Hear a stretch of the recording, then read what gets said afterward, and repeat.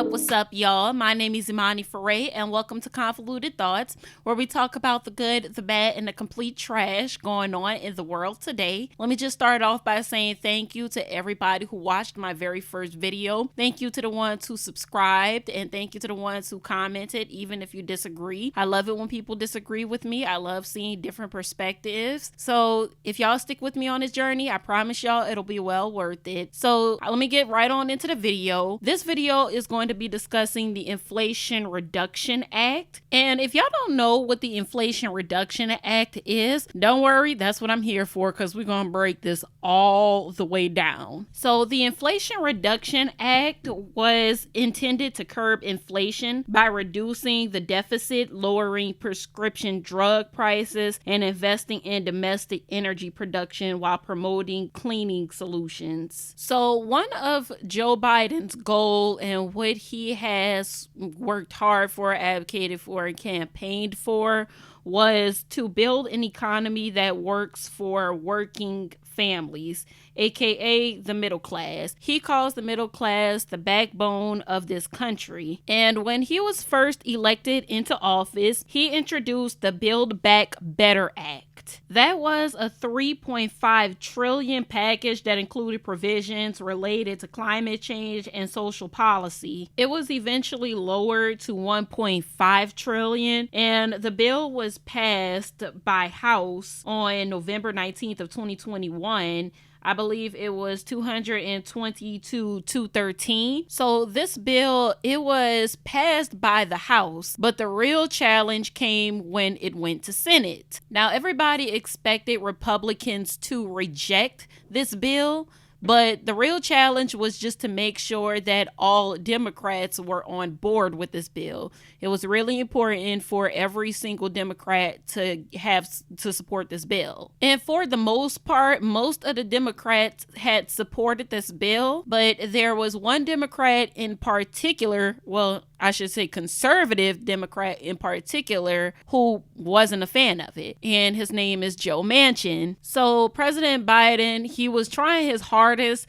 to get Joe Manchin's support on this bill. That's why it was lowered to $1.75 trillion. He tried negotiating with him, but Joe Manchin just wasn't having it. He said that it was too high, and he said that the American people deserve transparency on the true cost of the Build Back Better Act. And he said that in response to the backlash that he got from the White House, because he had actually pulled his support from the bill. He pulled his support from the bill for several reasons. One of them was because he argued that it wasn't the right time. He said that the injection of government spending would make inflation, which was caused by the pandemic, supply chain issues, and government aid even worse. And he also believed that it didn't answer the voters' concern. And the main reason, though, why I believed he rejected the bill, or why he pulled his support from the bill, was because it was designed to eliminate coal and natural gas. Now, I want y'all to remember this, because we're going to be talking about this later on in the video. Joe Manchin is chair of the Senate Energy Committee, which deals with climate change. And he argues that the government shouldn't get involved in changes already happening in the private sector. And another thing is, y'all don't know, is that Joe Manchin's family owns a coal company which earns hundreds of thousands of dollars a year. So you definitely didn't expect him to be on board with anything that was going to affect his family's company. So needless to say, Joe Manchin has always been a thorn in the Democrat Party's side, because he's actually blocked several of Joe Biden's climate legislations. But Joe Manchin's support for the bill was really critical, and by pulling his support from the Build Back Better bill, it effectively killed it altogether, because it needed 50 senators to pass via reconciliation, and all 50 Republicans had opposed to it. So once the Build Back Better bill, that's a tongue twister, once it had died, there was several negotiations between Manchin and the Senator's majority leader, Chuck Schumer, for months. And they agreed on a $737 billion Inflation Reduction Act of 2022. So that is how the Inflation Reduction Act had came about. It was officially announced on July 27th of 2022. And it was basically a more revised version of the Build Back Better Act. In a summary that was released by Democrats.Senate.gov, they described the Inflation Reduction Act of 2022 as a historic down payment on deficit reduction to fight inflation, invest in domestic energy production and manufacturing, and reduce carbon emissions by roughly 40% by 2030. The bill will also finally allow Medicare to negotiate for prescription drug prices and extend the expanded Affordable Care Act program for 3 years through 2025. Additionally, the agreement calls for comprehensive permitting reform legislation to be passed before the end of the fiscal year. Permitting reform is essential to unlocking domestic energy and transmission projects, which will lower costs for consumers and help us meet our long-term emissions goal. So that was on the summary that was released by the Democrat Senate on their website, and they listed that it will expand Medicare benefits, lower energy bills, make historic climate investment, lower healthcare costs, create manufacturing jobs, invest in disadvantaged communities, close tax loopholes used by the wealthy, and protect family and small businesses making $400,000 or less. And it gave a detailed breakdown of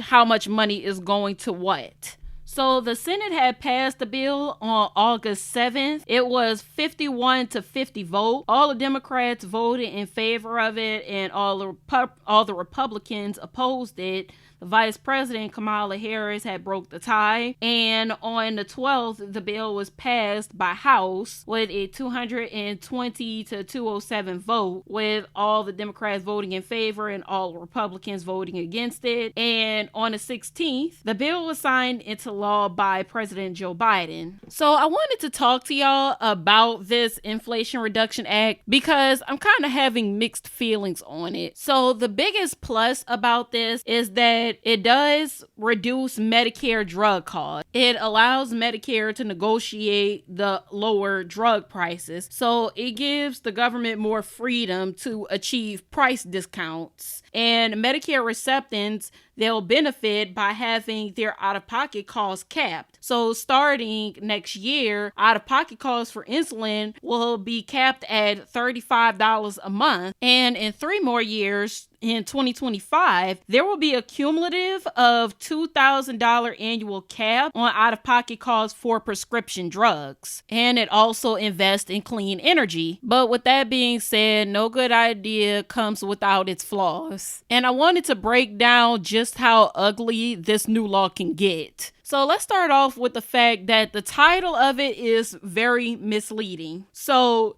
it's called the Inflation Reduction Act, right? So this law lays down the groundwork for future savings in healthcare and energy costs, but it doesn't make any immediate difference in daily costs, like for everyday people, such as groceries, gas, housing, rent, and other products. So yeah, we have clean energy and we no longer have to pay an arm and a leg for our prescription drugs, but it doesn't solve our everyday issues as middle class people. Medicare still doesn't extend to dental, hearing, and vision care. It doesn't raise minimum wage. We'll still be paying $4 a gallon, nearly $4 a gallon in gas. I'll still be paying 88 cents for a lemon when I go to the grocery store. And y'all, I love cooking with lemons, so that's an issue. So this bill is like a homeless person expressing to you that they're starving and that they need food, and you give them a bottle of water instead. I mean, yeah, it's better than nothing, but that still don't change the fact that the homeless person is hungry. But even with that being said, that's where my mixed feelings come in, because climate change is a serious issue that needs to be addressed. So this law fixes some serious issues with carbon dioxide emissions. And I want to break down what carbon dioxide emission is before I go any further. So carbon dioxide is an odorless, colorless, and non-poisonous gas formed by combustion of carbon and in the respiration of living organisms, and is considered greenhouse gas. Emissions means the release of greenhouse gases into the atmosphere over a specific period of time. So you put that together, and carbon dioxide emissions are emissions that stems from the burning of fossil fuels and the manufacturing of cement. And if y'all don't know what fossil fuels is, I'm going to explain that to you because it's a really critical thing to remember, a part of this video. It's a non-renewable energy source such as coal products, natural gas, derived gas, crude oil, petroleum products, and non-renewable waste. So I want y'all to watch this short video that properly explains it in simple terms, and I'm gonna get right back to my commentary piece. What is carbon footprint? Most energy produced in the world is done by burning fossil fuels such as petroleum and gas. You need petrol to drive your car and gas to light your stove. Your carbon footprint is the total amount of CO2 and methane gas you release into the environment by consuming energy. Save energy units. Using paper, for example, adds to your carbon footprint because it takes 15 units of energy to make paper from a plant. A plant takes 5 units of energy to grow into a tree. It takes 4 units of energy to cut the tree and transport it to the paper mill. It takes 6 units of energy to create paper in the mill. So next time, don't throw your books into the dustbin. Instead, you can give them for recycling and save our plants and energy. Save electricity. If you forget to switch off a light or a computer when you leave home, you are adding to your carbon footprint. So next time, don't forget to turn off the computer and switch off the lights before going out. If you're going to a friend's house close by, convince your parents to walk with you instead of taking a car or taxi. So as humans, we are constantly leaving a carbon footprint, whether it's intentional or unintentional. And we do this mainly through driving our cars. Car exhaust is an emission and is harmful to the climate. That's why electric cars are really being pushed. As a matter of fact, California regulators voted to implement a plan to ban the state sale of gasoline powered by cars by 2035 because cars that are powered by gasoline are harmful to the planet. And this plan will produce more electric cars in the US. A federal tax credit included in the Inflation Reduction Act aims to expand access to electric cars. But I want to highlight the biggest flaw of the Inflation Reduction Act. So the Inflation Reduction Act, it includes this thing called the 45Q tax credit program. So this came about in February of 2018, right? So it's an expanded tax credit that allows participants to reduce their federal taxes based on the amount of carbon dioxide they're able to extract from the air pollution that comes from the smokestacks. So industrial manufacturers that capture carbon from their operations can earn $50 per metric ton of carbon dioxide stored permanently, or $35 if the carbon dioxide is put to use, such as enhanced oil recovery. And to qualify for the 45Q tax credit program, the companies just need to start constructing carbon captured facilities within 7 years of the credit's enactment. So once the facilities start, they will then have 12 years to claim their money. Now, y'all are probably wondering, how is this a flaw? How is this a bad thing? It sounds pretty good to me.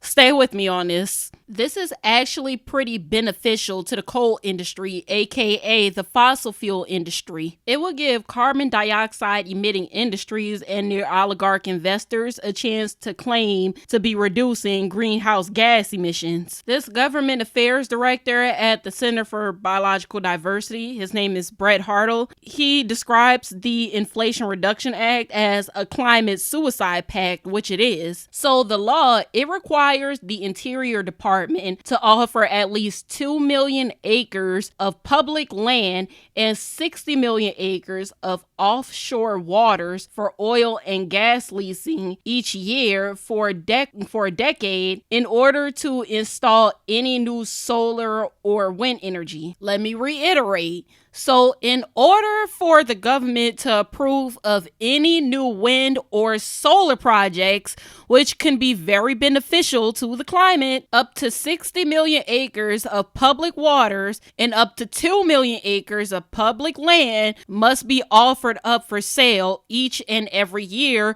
to the oil and gas industry. And on average, the fossil fuel industry has purchased for lease 1 million acres of land every year since 2009. Mind you, the fossil fuel production on public lands are responsible for about a quarter of the U.S. greenhouse gas pollution. So by requiring 2 million acres of land per year to be offered for lease, that's not reassuring that the fossil fuel industry will maintain current oil and gas production levels without any change for the next decade. And in a letter that Bernie Sanders had released, he made some really good points, but the one that stood out to me the most was when he said that the fossil fuel industry will benefit from a side deal that would approve the $6.6 billion Mountain Valley Pipeline deal. So the Mountain Valley Pipeline is a fracked gas pipeline that would span 303 miles from West Virginia to Virginia and potentially on to North Carolina. And the people in Appalachia have been protesting against the Mountain Valley Pipeline for years now. And just when they thought they had beaten it,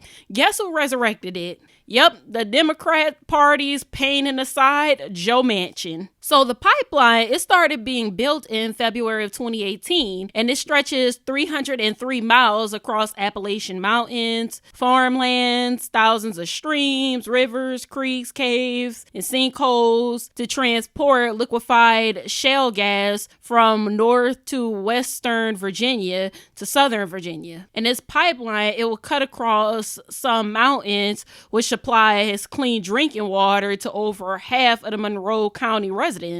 And the residents have been complaining that the pipeline had already destroyed and degraded the habitat of endangered species along its route. But this pipeline is pretty dangerous because not only can it pollute the air, but it can also pollute the water, the soil, and climate if it leaks. So for Joe Manchin to be behind the Mountain Valley Pipeline as well is pretty telling. I really don't believe that Joe Manchin gives a flying hoot about climate change and protecting Mother Nature. He will only sign off on climate legislations that will financially benefit him in the future. And that's why he came up with the Inflation Reduction Act and made sure that it included the 45Q tax credit program. So to put it in simpler terms, Joe Manchin, the chair of Senate Energy Committee, rejected the Build Back Better bill because the program was designed to eliminate coal and natural gases. He partnered with Chuck Schumer